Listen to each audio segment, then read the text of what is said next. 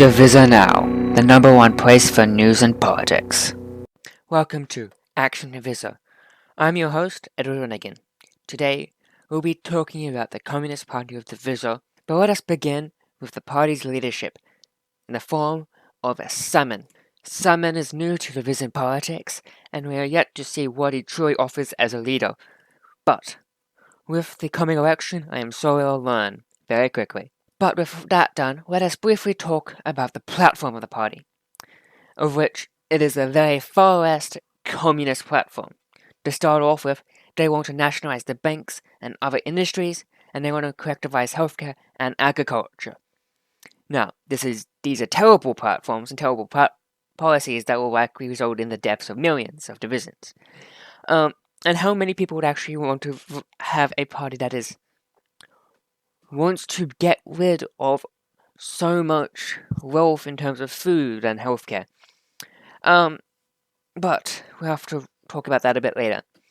This is a very far-left policy. And only the UWP are just that radical. Even the NDRF aren't as radical as that, and they are revolutionary socialists. They also want to completely abolish the finance industry, which will destroy liquidity and make it hard for businesses to get money and financing. But of course, that won't matter because they've already destroyed the industries and put them in the hands of a few dictators. They also want to implement a wealth cap. This will destroy incentives to actually make wealth, and how wealth is made in a capitalist society, providing goods and services to others, essentially discouraging the production of goods and services to others because you feel that their wealth is immoral based on your own personal value system, essentially putting your own value system onto the society as a whole, which is a very authoritarian, very immoral action to do. They want to implement workplace democracy, and they want to support socialist movements abroad. Now, workplace democracy, co-op sort of thing, but he wants to force it upon the society. And quite frankly, it'll be interesting to see how that will work within a very authoritarian, very statist society, as all the industries are controlled by the government, as per the nationalized the banks and other industries plank. It'll be interesting to see how that properly works out within their platform, if they ever do that, but let us hope they don't. Supporting socialist movements abroad, that is an awful, awful policy. Anyone who basically intervening in foreign affairs, they will probably start to get pissed at you, and it is a very immoral thing to do, basically imposing your own value structure on other countries and not letting them decide for themselves what they actually want. Like running in Divisa is fine, even though people here at Divisa now strongly disagrees with the party, it is to support and impose that onto another country who didn't ask you to do that, who don't necessarily want that, and it's a very immoral thing to do. Investing in public transportation is probably the most moderate thing to do. Even the DA wants that, and they are the most moderate party. That's neither here or there for the time being. They want to socialize housing, which would be awful for the housing market, and they are Marxist-Leninist.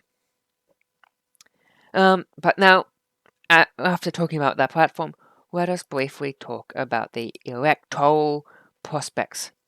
So, it'd be interesting to observe their rivalry with other leftist parties, because there are no real moderate leftist party, the closest we have are the DA. And further, they're very radically left, with very similar policies to the other communist party, the UWP, and they don't really have an alliance with them, so they'll just be splitting voters. Because you could vote for one, and really it'll just be what kind of flavor of communism you want. And another problem with that is that them and the URWP are very far left. Even the NDRF, who are Revolutionary Socialist, aren't quite as far left as the Communist Party of Divisa. And with the NDRF allying themselves with Foxhound, that'll make it a bit harder, because the NDRF and the Foxhound won't actually have to compete against each other.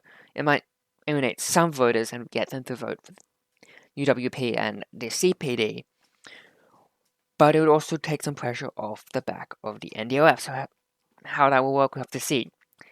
And it'll mean that they'll have to fight directly against the NDRF. Another party without necessarily, or against the Foxhound, but not competing directly with either of them. But they were competing directly with both of them, actually, but neither of them competing directly with you and only attacking you. And the CRP would also be likely to be one of those parties that will be strongly opposed to the CPD. And then you have, of course, the anti-leftist party of Action Divisa, who is also very, very authoritarian, and they will be very strongly fighting for that very status position. And those who just want a bigger government could vote for either of them, to be honest. In the end, their economic policies will probably be very similar, and have similar results at the end of the day. So most voters probably could vote for them and see them interchangeably, even if they themselves are opposed to that idea.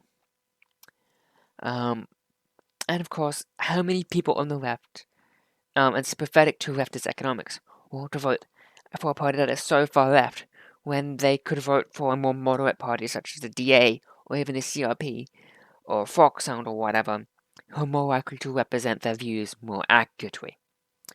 But we'll have to see for the time being, and wait for a future date and for the election to see how this all turns out.